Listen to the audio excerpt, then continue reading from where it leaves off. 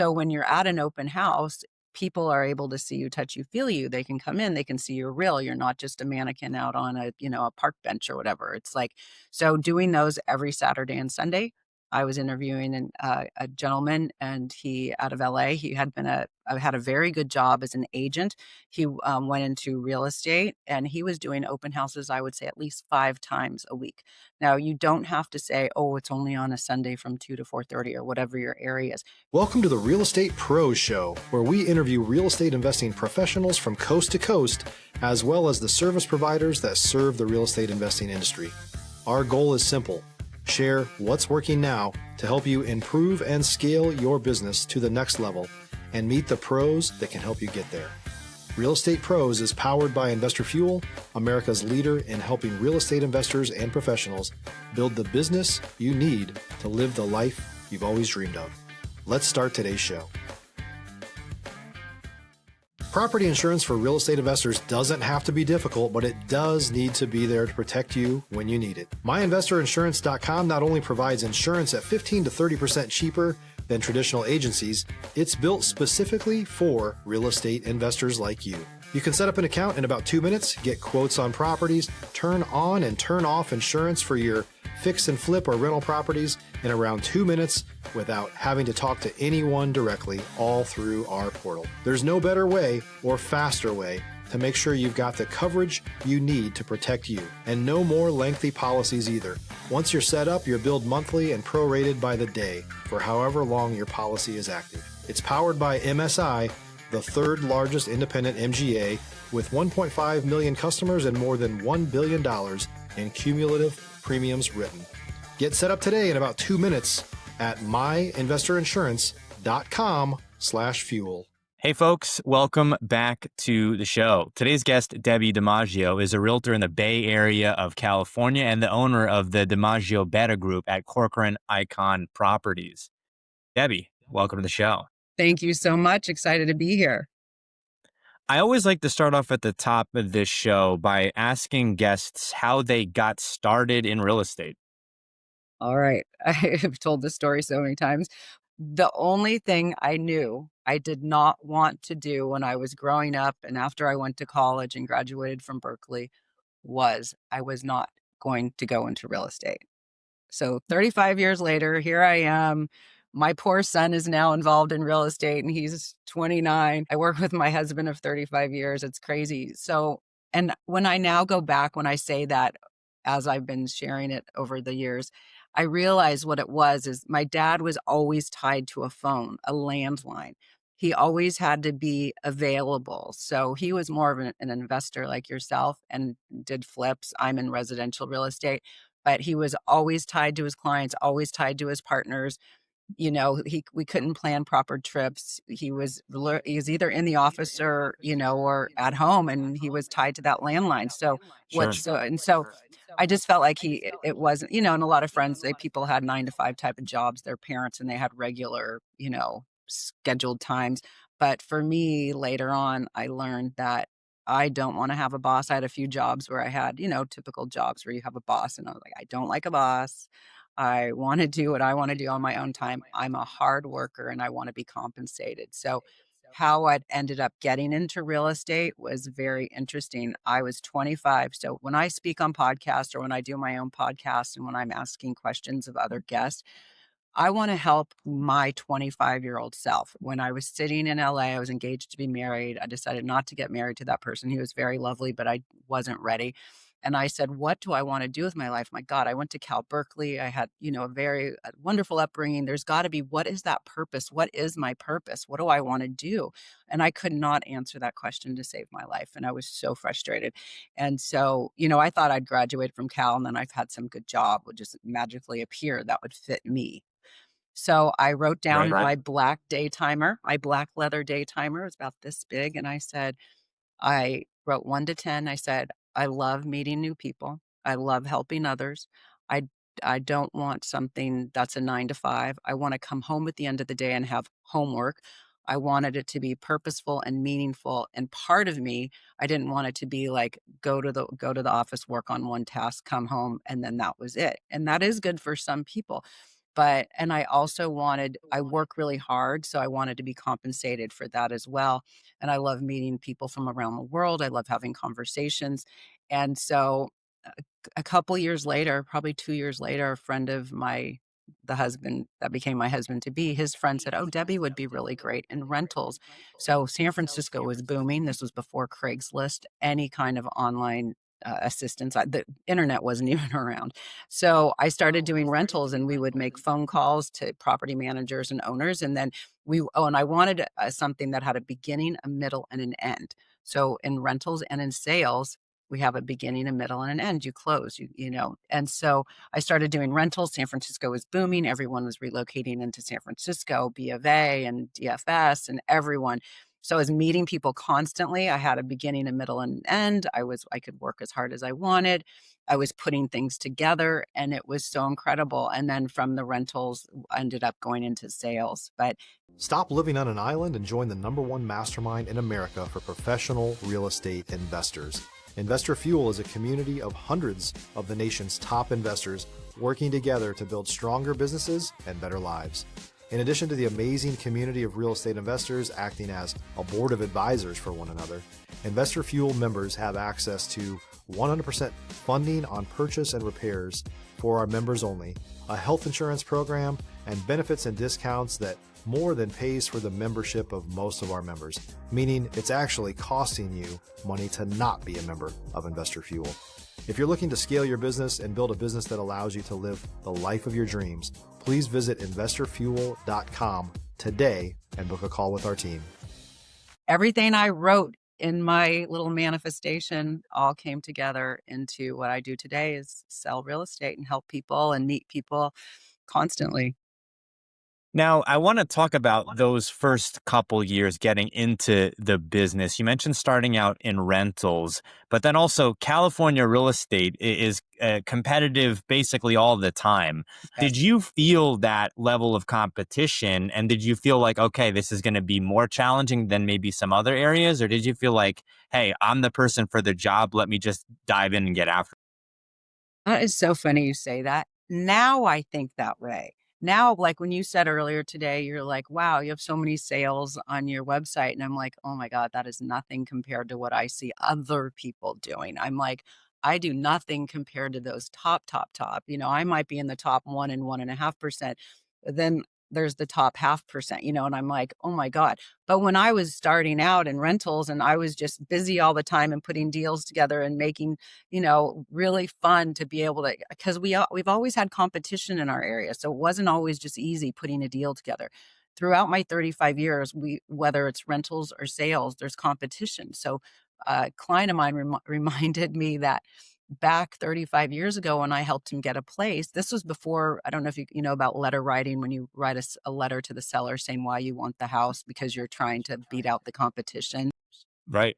That's been a thing. So I did not remember this at all. He said, when you helped me get my apartment, you called me at work and you told me to get over here. You needed to meet the owner.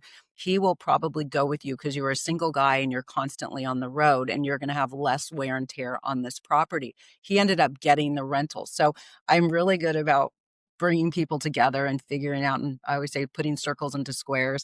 But at the time, I was young. I didn't really think about the competition. I was just doing. And and this is, I think, has been a really big strength of mine. So many people I notice now, because I'm coaching people, I'm like, they overthink it or they try to reinvent the wheel. It's the same thing. So I just didn't question. I've never questioned it when I got into selling real estate. You just tell me what I need to do, and I will do it. And when I was my first year in real estate, I was in the top 10 in this really high powered office. I didn't think about it, but the staff, actually, these two guys told me I was. Our boss our broker tried to keep us down to work harder, but they said, Debbie, I want to let you know you're in the top 10. And I was like, wow. I was just head down, tell me what to do, I'll do it. And I've always been that way. Don't reinvent, just do what you're supposed to do. Now, you mentioned starting and getting into the top 10 quickly. Do you have any advice for agents, whether in California or another state, about, those first even couple of months, a year or two? There's so many different ways people can go. But I also think, as being a newer agent myself, it's also really important that you have a solid team around you that you can, follow, so you don't have to reinvent the wheel. Absolutely. So a little different. So I was fortunate that when I started doing rentals, I fell into work with a relocation company. Now they don't have those so much anymore. They have HR companies within companies. Everyone's remote. It's very different. I was hooked up with a company called Relo Action, and I gave them a big referral fee, which was fine. But I was a new agent, right? So they were giving me rentals, and then when I transferred into sales, they were giving me sale clients. So I was helping, people buy, and then later they sold. So I really developed my business on that. Plus doing a good job and promoting myself and, marketing and advertising. But that's how I got started. So today, if you want, I'll give you some what I coach. So when we have new agents come into our office, my husband and myself and our son and two other people are on my team, and we sell, and that's where we make money, but we're also partners in our firm. So I'm always coaching the new agents as they come in, and I'm always happy to continue coaching them. But I find a lot of people lose interest and they're not serious. And that's very frustrating to me, because if you just do what I say, you will be successful. So I am working with one gal right now, and I think she's going to be great because we do meet every week. And If you're looking for consistent, high-quality leads, look no further than Investor Machine. Investor Machine isn't just another agency, it's the most sophisticated, data-driven lead generation company on the planet for real estate investors, and serves the role of being not just a lead generator for your business, but a marketing partner that is helping you achieve your goals along the way. Go to investormachine.com to learn more and schedule a call with our team today.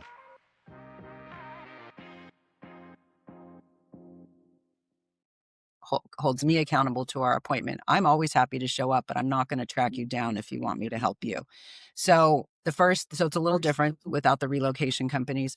So the first thing is open house. People have to see you, touch you, feel you. You are like a celebrity. You might have ads out there, you're online, you're promoting yourself. You're trying to get to know people so they can get to know you, so they can, if they like you and they want to work with you, at least they know you exist, right? We need to exist. So when you're at an open house, people are able to see you, touch you, feel you. They can come in, they can see you're real. You're not just a mannequin out on a park bench or whatever. It's like, so doing those every Saturday and Sunday. I was interviewing a gentleman, and he out of LA. He had a very good job as an agent.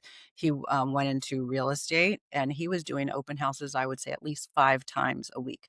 Now, you don't have to say, oh, it's only on a Sunday from 2 to 4:30 or whatever your area is. You can grab that sign. It's free. You can market it on social media. It's free. Because agents always think like, oh, it's so expensive, blah, blah, blah. No, there are so many things you can do that are free. So you pop up a sign from 5 to 7 p.m. You do you have phones, you go on Wi-Fi, connect. You're sitting there from 5 to 7 with, people are coming home from work maybe, or people are out on walks. People are always out walking. People love houses. They always want to come in. Are you going to meet a buyer? Potentially. Are you going to potentially get to know a potential seller? Yes. Are people going to see your name? Yes. So there is just so many benefits to getting yourself out there. I find a lot of people are sitting at home waiting for the phone to ring, or they'll say, oh, I did an open house on Sunday. And what have you done every single day? If you had a nine to five, if you had a 9 to 5 job, you would be there every day, or an 8 to 7 job, or whatever regular jobs are. You would be in the office doing your work. Treat real estate the same way. So that's number one. Now, when we talk about staying active and being able to generate momentum, I mean, one open house a week, or that gentleman who is doing multiple, can definitely generate that momentum. But it then ultimately spills into other areas of the business as well. And whether it's you're finding a buyer directly there, or it's kind of the spark, it's a tangible thing. You can feel it.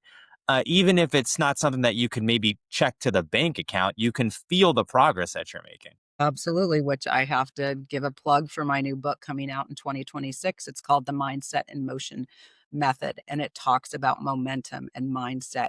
And sometimes you're going this way, and then, so let's say you're going to an open house, you're doing your open house, you're doing your social media, you're in momentum, in motion, and then all of a sudden something connect with something else and you start going this way, and that results in a sale, or that results in something, a listing appointment, whatever it is. So whatever your goal is. So my book is about, no matter what goal you want to achieve, if you follow my method, it'll help you to conquer your goals. But let's go back to some things that agents should do in helping them build their business. One of the first things they need to do is they need to simply sit down. And I tell this, before an agent gets their license, I say, do this. Get a basic Google spreadsheet, type in first name, last name, street address, city, state, and zip code, email, and phone number. People have excuses for everything. Oh, I don't have their mailing address. Oh, why don't you text them? Why don't you call them? Why don't you Google them? Like, that's Right. people make excuses for everything. So I don't have everyone's. I send an email and say, hey, I give cards. And that's another thing I do. I send cards. What's your address? I mean, if you're going to be in real estate, it's the people business, and you have to build relationships, help others. And how are you going to do that if you can't communicate with them? So start with that Excel spreadsheet. Do you think there's an on-ramp for some people? Like, they may not see immediate success, or when I say immediate, it might not be in the first 6 months, but that doesn't mean they should give up. They might be in the wrong circle, for instance. Have you known people that maybe it took a little bit longer, maybe even 2 years, for them to have a pivotal moment that changed the direction of their business? Absolutely. And the common denominator is persistence and not giving up. If you're a new or newer real estate investor looking to launch or grow your real estate investing business, please check out Investor Fuel Club. It's a coaching community, but unlike anything you've ever seen before. And you can actually partner with members of our mastermind from coast to coast on deals right in your market. There's no better opportunity to build a consistent business than to literally partner with pros to help you avoid costly mistakes, avoid the need for capital to do deals, and help you eliminate your fears as you're starting your business. Learn more about Investor Fuel Club at investorfuel.com/club. Yes, it's frustrating. Yes, you'll see other people finding success before you. There's always someone going to be better, faster, stronger, right? But you just stick with it. So let's say a lot of people have other jobs before they come into real estate. Well, don't get rid of that extra income, but be structured. I'm going to give you an example of someone who is one of my best. So Chris Nava came to work with us. He's a full-time flight attendant. He literally, I don't know when he slept. First of all, his partner gave him one of my first books, The Art of Real Estate. He read it cover to cover before he came in. I hadn't even met him yet. He read The Art of Real Estate. He came in, he sat in front of my husband, who was the broker, because these are things what I said. Sit in front of Adam. He's always front and center. I'm all over the place, but Adam is the broker. He's constantly fielding questions. So in your own office, sit in front of your broker, your manager, another agent, be in the office. So he was learning so much. I mean, that's how I learned so much from growing up with my father, because he was always by osmosis. I just learned so much. And now my son Chase, he has learned so much just by being around us. So when you're in the office, you're learning. So he would fly, he'd get home, he would do a Saturday and a Sunday open house every time. Before his Saturday open house, he would show property. If he had property to show, he would show it Sunday before his open house. Did he complain? When we have a lot of listings, so when we have listings, we send it out to our agents, and we said, would anyone like to hold open one of our listings? I think we opened it up to Saturday, Sunday because of him and another agent. And so we said, fine, we love our listings to be open. Of course, you never know who's in the market. So he always said yes. And also he always said yes when someone asked for a favor. Do you mind showing my client? So when someone says yes all the time, guaranteed, there's one person right now that I call all the time. If I have an open house, I offer it to Don first because he always says yes. And I coached another agent who was halfway in and halfway out of real estate. She had a part-time job and she was trying to do real estate. We sat together, we worked together. I said, get yourself in the office, say yes to everyone. She is now on a team of two successful agents, and one will be retiring. And it was because she listened to me, and it was right at the end of COVID. I said, I don't care if no one's there, just always say yes and be in the office. That's a There's negative. a ton of opportunities for newer agents to have open houses, almost to the point where you're like, well, you can start to think like, well, if I'm getting so many of these opportunities, what's this really going to do? But to your point, Debbie, these are the way to generate some momentum. Like if you want not free because you're there, but if you're exchanging your time for potential leads, this is a way for you to get your foot in the door. And more so than that, this is your brand that you're developing. So whether you sell these people a property, whether you find them a property, you are going to be getting your name out there. They'll then see you online. And it's just, okay, well, when I'm thinking of a realtor, I'm thinking of Debbie and her team. Can you imagine if someone's in real estate, yet no one sees what do they call that? A secret agent? Don't be a secret agent. I never really it's like, so if you're not out there, if you're not working in the business, how do people even know you exist?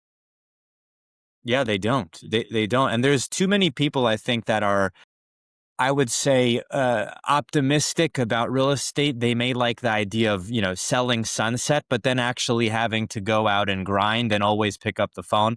There's an investor who's a good buddy of mine who I work with who told me as soon as people get a real estate license, they stop picking up their phone. And I just think there's some truth to that because there's a lot of people who they kind of, to your point, they're like a secret agent.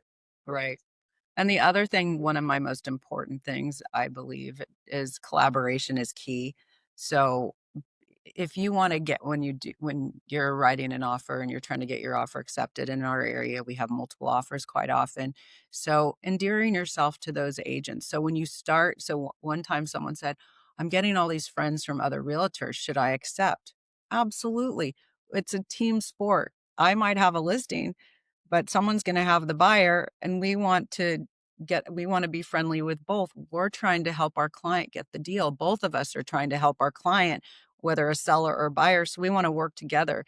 And believe me, another agent wants to work with an agent who is kind and knowledgeable, experienced, and follows through, and is true to their word.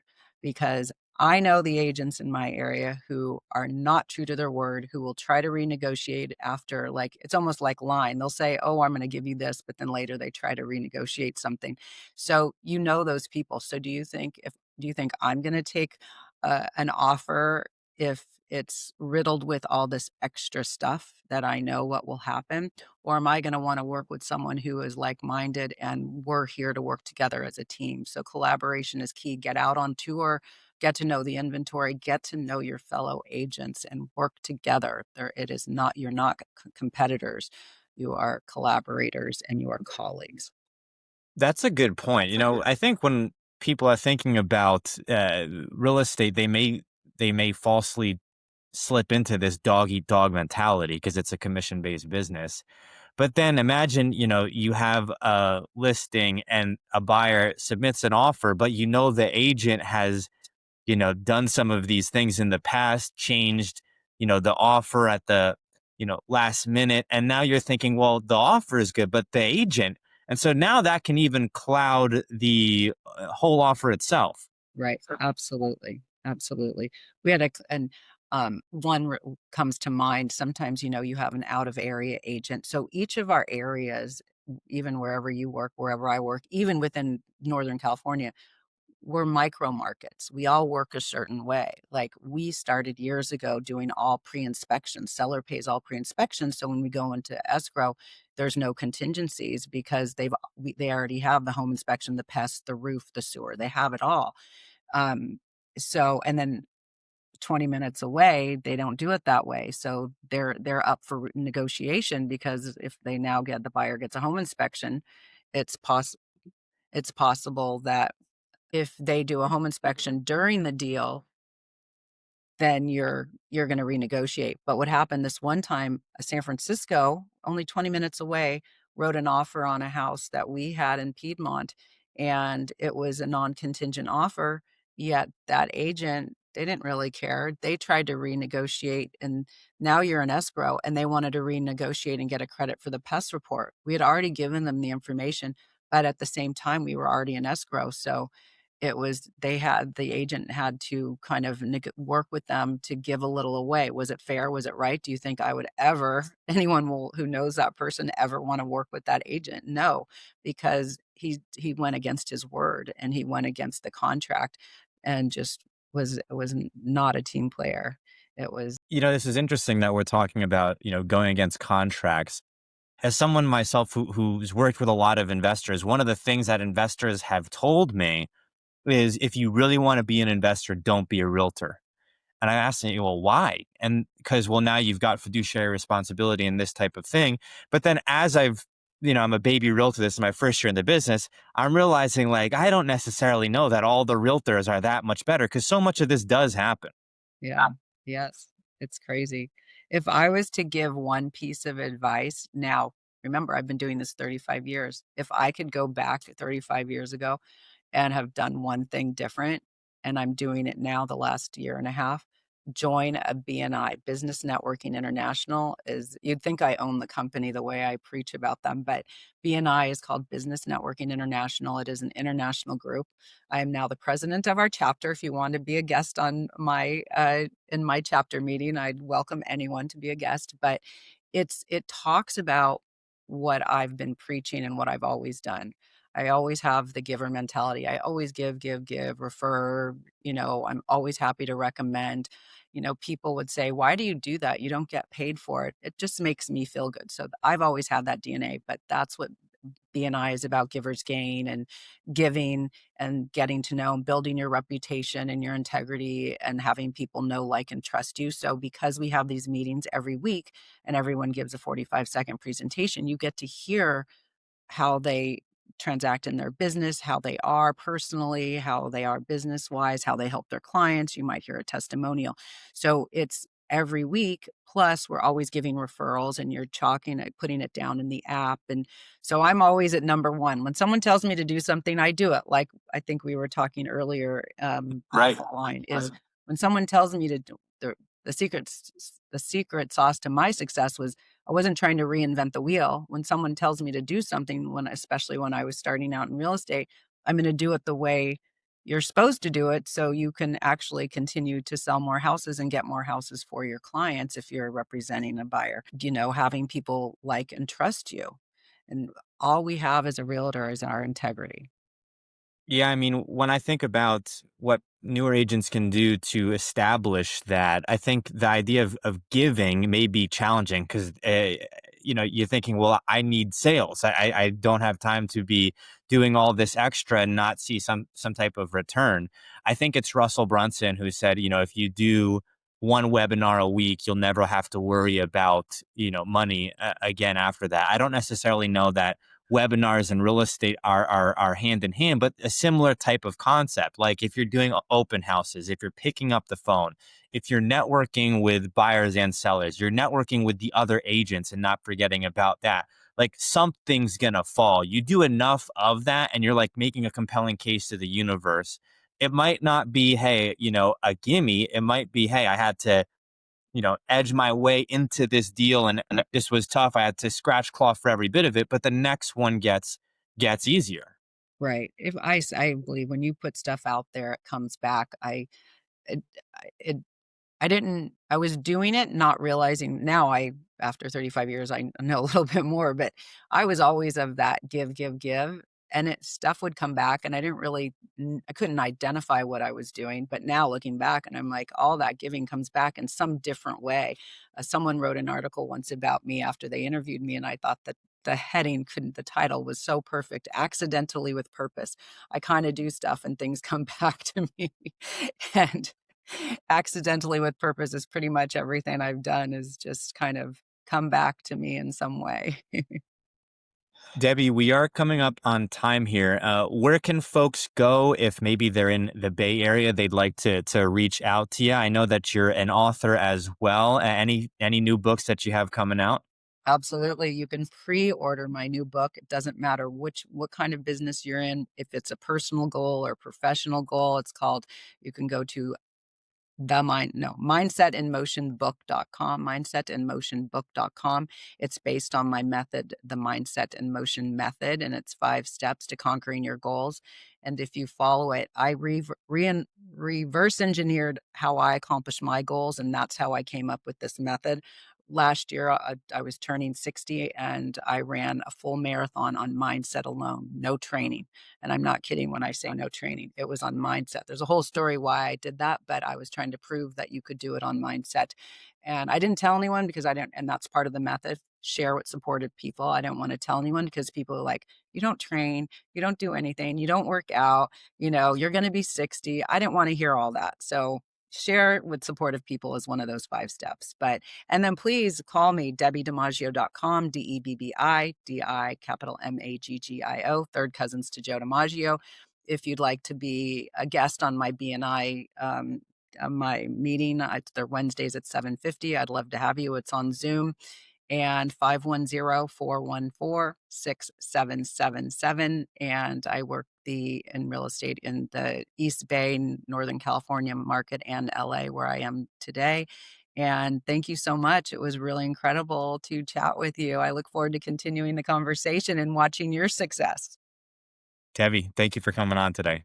Thanks for joining us for today's Real Estate Pros Show. You can learn more about the amazing benefits of the Investor Fuel Mastermind community, including surrounding yourself with hundreds of other rock stars, 100% financing for your deals, and members-only discounts from vendors you're likely already using that, as a member of Investor Fuel, will save you more than the cost of your membership. Visit investorfuel.com to learn more. If you're interested in joining us as a guest of this show, please visit investorfuel.com/pros to apply. You can also check the show notes for access to free resources, how to get access to world-class lead generation, and much more. Don't forget to subscribe so you never miss another episode. Have a great day. We'll see you on the next show.